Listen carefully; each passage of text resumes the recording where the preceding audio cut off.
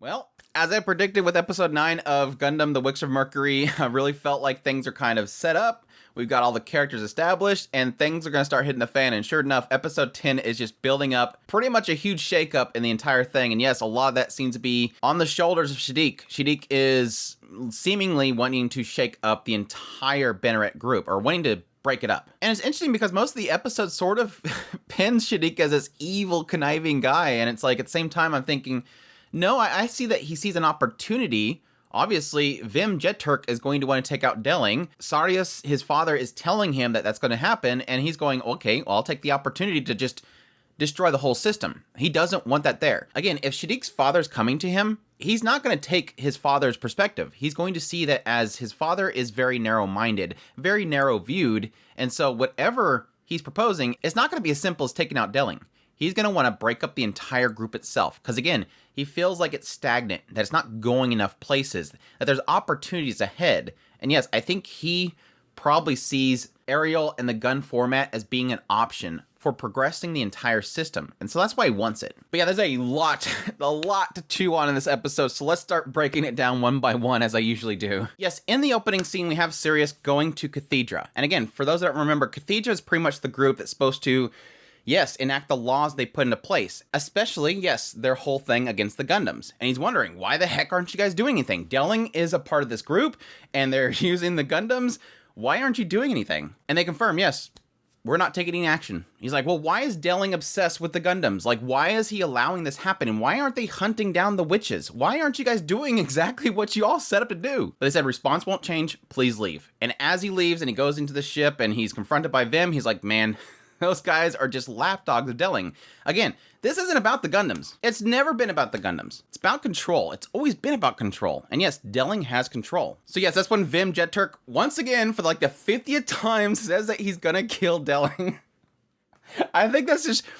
Is that a joke? Is that a meme at this point? Is Vim saying that he's gonna kill Delling a meme at this point? Like every 2 seconds, every episode, it seems like he's talking about how he's gonna take out Delling. We then cut over to a scene with Shadiq and Suetta as we find out that Mioran and the Ariel have been gone for a while. Mioran's doing a bunch of business meetings and Ariel's being repaired. And it seems as if a lot of the duel requests are kind of starting to pile up. Apparently a lot of people want to duel Suetta. I don't know why they would want to.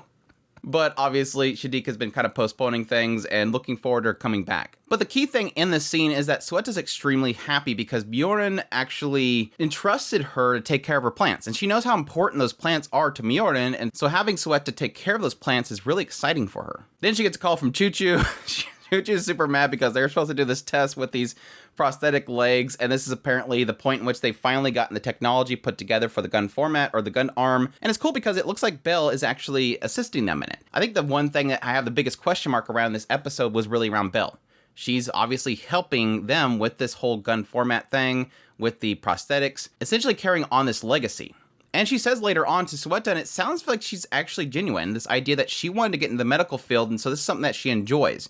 Makes me sort of wonder that she didn't want to be a part of this whole pill industries thing, even though she technically told Mioran at some point that she was just mimicking the witches, and she was mad at them calling them witches, which yes, technically goes to Cardo's original desire. She wanted to make this stuff to help advance mankind, and maybe that's the key thing that she's focused on, not necessarily the Gundams. I think the Gundams probably is the aspect of trying to make it profitable and something that can build into a larger scale. But yes, after the test, they say they have to make a commercial, and Suetta forgot to request this area to film the commercial, and so she said, Suetta Forgetta, which yes, was part of her entire list to make people laugh, which she pulls off. And that's where we cut to a very, very interesting and very flagging scene between Mioran and Delling. As it seems like she's going over a lot of different things about the business with Delling, and it seems as if based on his conversation with Mioran, he likes what she's doing. Like, he's being very positive about all the things that she's doing financial-wise for the company, transferring over all these bonds and everything, and then he's giving her advice saying, well, did you make sure to take in consideration that you could have people pulling funding? You gotta be very careful about who's funding you.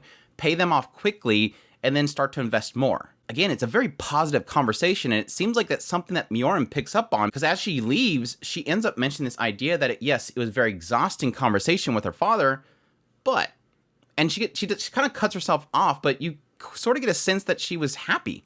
Like, she liked that her father was acknowledging her for once. And again, which flags everything, because finally Mjorn is having a good, positive conversation with her father, and now we have all this talk about taking out Delling in the background. We are really seeing a huge shift in Mjorn in this episode. That's for darn sure. Because, I mean, even after this scene, they get a new ship, they get into the ship, they need a navigator, and then, yes, the smuggler lady comes back, the one that was supposed to take Mjorn to Earth. She shows up, and she's like, oh, do you still want me to take you to Earth? And she's like, nope, I don't need to go there right now. I'm too busy with this company. Man, that sounds exhausting. Why would you do that? Yeah, it is super exhausting. Like, she's literally saying, well, why would you want to do this? You're obviously miserable with this company. Why don't you want to go to Earth now? And Mjorn's like, well, I have to take care of all this stuff, so I might as well. What choice do I have? Again, it's really hitting heavy on the idea that Mjorn has gone from really wanting to go to Earth, get away from her father, get away from the companies and everything, and all the responsibilities and everything that's being placed upon her.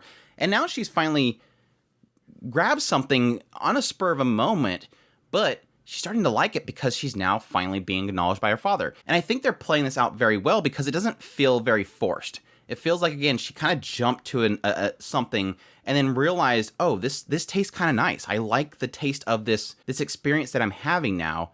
And so my previous anger around being controlled is no longer in my head. She's sort of gotten a different perspective of her father. She's no longer being controlled in her eyes, but now she's sort of on equal standing with her father, and she appreciates that. But yeah, as she's trying to press who this lady is, like, who exactly are you?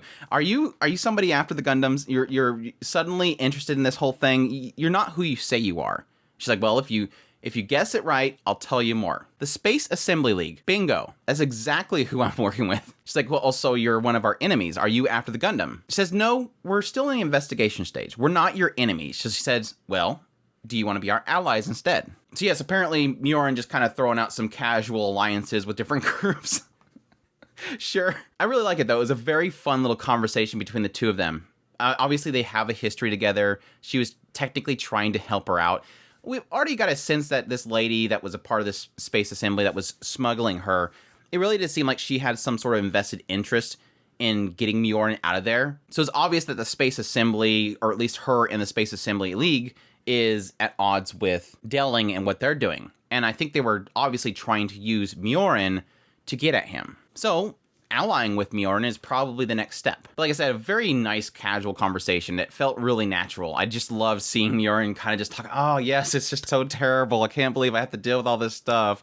Boo-hoo me. Again, a really nice different side of Mjorn that I think is really developing her character really well. She is always going to be super tsundere. But now again, you sense there's a pep in her step. Like, she feels like this is better than she's giving off this facade of being overwhelmed, but she likes it. Because again, she's on equal footing with her father for once. And that's where we get the scene with Shadiq and Sirius. Yes, Sirius informs Shadiq that Vim is after Delling. He's going to kill Delling. And he says, okay, well, let's join in. And Sirius is like, wait, what?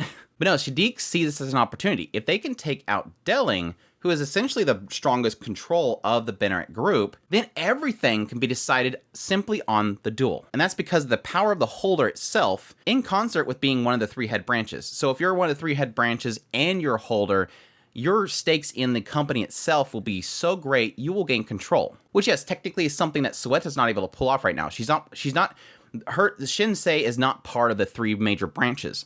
But Shadiq is. And so if Delling's gone and Shadiq becomes the holder, they will gain essentially control of the Benerit group. But again, this isn't what Shadiq wants. That's what he's telling his father. But I don't believe that's what Shadiq wants. He doesn't want to be able to do that. He just wants to break up the Benerit group itself. I don't think he likes this idea of a group controlling what each other do, stifling the ability of one or another one to be able to build up and advance the technology. Again, technically they stopped the Gundam.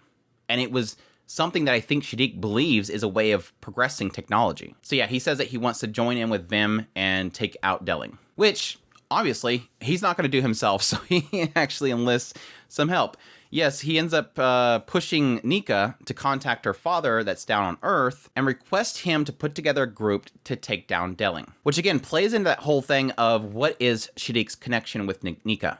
And I think we're finally getting a perspective here, because we do know that Sirius adopted Shadiq. Well, where did he adopt him from? Earth, probably. He was probably a part of this orphanage that we see a brief shot of on Earth. And Nika's father was probably head of that orphanage, and Shadiq was at that orphanage, so he knows him. And that would explain why he has some sort of control over Nika. Not necessarily control, but they know each other. So that's where I'm going in my mindset in the idea that Nika loves Shadiq. They've always been with each other ever since they were kids. They were at this orphanage together, and at some point, he was adopted. And so now he's coming back, using Nika to get a hold of the father and say, hey, help me out taking out Delling. On the side, we have Quetta and everybody trying to get this photo shoot going. They get denied. They end up using the actual dueling lounge because, again, she's a holder. And during this whole kind of shoot, we end up finding out a couple things. One is that everybody kind of believes that Bjorn is going beyond their reach. She's doing, like, news broadcasts and everything. She's going on interviews and everything about this whole technology. And everybody's kind of talking or joking, not really joking, about the fact that she's going to go so far that she's just going to consume the rest of them.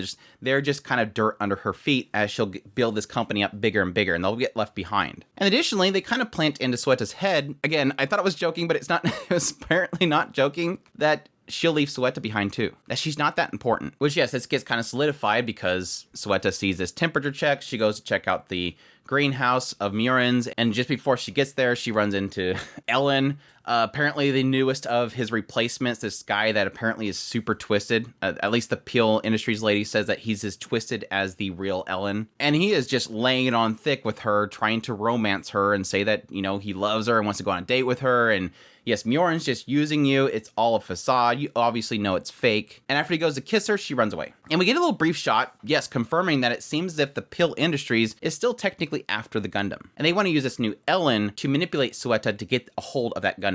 Which right here kind of makes me wonder what the conflict that Belle will have. Is what Belle is saying to Quetta about how that she's more into the medical side of things, not necessarily Gundams itself. If she's going to be in this conflict, she's obviously spending a lot of time with them, but will she eventually betray them, or is she going to always be of the mindset that she doesn't want to work for Peel anymore? Yes, Quetta runs into the greenhouse, sees these guys in there, tries to shoot them away. Come to find out they're gardeners. It's supposed to take over everything. Oh, it's a bother to you anyways. These guys will take care of things. I'm going to be traveling a lot, so don't worry about taking care of this anymore. Which, again, hurts Quetta because this was something that Mjorin entrusted her with. This was special to her. And Mjorin even says, oh yeah, you've seen Ellen, right? Oh yeah, go on a date with him. Just yeah, have fun.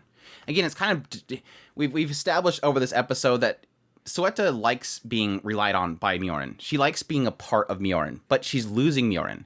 Similar to what they were saying earlier, she's going far beyond their reach, and she's almost feeling, yes, Mjorin's doing these things because she doesn't want to put burdens upon Quetta, and she wants to put it into the hands of people that can take care of things, but at the same time, it's establishing Quetta that she doesn't want her having to deal with these things, even though they're important to Quetta. Yes, everything throughout this entire episode seems to all funnel to this one place. Plant Quetta. That's where Ariel's at. That's where Quetta and Mjorin's supposed to go to get the Ariel. That's where Delling's going to. Apparently, both Prospera and Delling are there in a meeting. And then, yes, for some reason, I was going to say Ghoul. I'm sorry, Bob.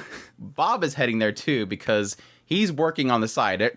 His house is wondering where he went. He disappeared. Apparently, he decided to get some random job cleaning up space dust. So that kind of gives the indication that he did not go to see his father, Vim Jeturk, because Vim Jeturk told him to come home. I'm going to teach you some stuff about the business. Now, apparently, Gil said, nope, not going to have that. And he decided to get his own job, rename himself Bob. But yeah, he's heading to this place too. So everybody's going to Quetta. And yes, Quetta is where Shadiq has decided that he's going to plan his attack. Vim, Sarius, and Shadiq are going to be attacking this place. But one interesting comment was made while we see this whole scene where these mobile suits are going to attack this one ship container where Bob's at, which I'm thinking is where the Ariel's at. Shadiq's in his room with his henchmen, and they basically point out he's always wanted to do this. This is something that Shadiq has been planning for a long time. Are you sure you want to create these waves? And he says, yes, I'm going to break up the Bennett group. Again, I don't think he wants to take out Delling for the sake of taking out Delling. He doesn't want to just take out Delling and establish a new leader. He wants to break up the entire group. He doesn't want it to exist anymore. Which again, I still think he's going to be a jerk, and I think he's going to lead to the death of Delling, which is going to suck because now Mjorin's finally connected to Delling. We'll find out some point that Delling has always been a good guy. He's just been trying to control these people to keep them from producing really terrible things, and Shadiq's going to be at the center causing this big ruckus. And again, he could possibly not want to kill Delling. He just might want to it's sort of getting an indication that he wants to shake things up by making the Benerit group turn on each other. By doing this, he might pose it in a way that it's seen as Vim did it, and it comes to light, and so the Vim Jeturk gets kicked out, or again, Delling turns on Vim. He wants to create a rift, but we'll see how it turns out. But I think the beginning of the next episode is going to be really crazy because, again, we have Prospera's there, Delling's there, Ariel's going to be there, Mjorin, Quetta, and yes, technically Bob. Technically Bob. But yeah, fantastic episode. I think the main core thing I want to point out with this episode is I think they did characters right. Again, building up this relationship rift that's happening between Quetta and Mjorin, and again, kind of establishing this kind of equal grounding that Mjorin has with Delling and how that's changed her. Mjorin's change was significant in this episode, and I really love seeing that sign of that change. And it was all done by really great character interactions. I love the character interactions in this episode, whether it be Quetta making people laugh. Again, Mjorin just casually talk about how, oh, this is so rough and I hate having to deal with this stuff. And yes, technically brushing off Quetta in a way that wasn't intentional, but still hit her hard. But yeah, super excited for episode 11. I think things are going to get really crazy. Of course, we're coming up to the end of this core, and it is going to be a split core. So hopefully things don't get too crazy and then it just cuts off. I'm really afraid of that, but we'll see. But I hope you guys enjoyed this video. As always, if you did, make sure to hit that like button down below, comment. Let me know what you thought of this episode. Additionally, if you're new to the channel, make sure to hit that subscribe button so you get all my content. I do news, reviews, first impressions, top lists. If it's anime, it's pretty much here. Additionally, if you want to support the channel more, we have a Patreon link, a tips link, and a super thanks button down below. I greatly appreciate it, but it does. Yeah, I'll take care.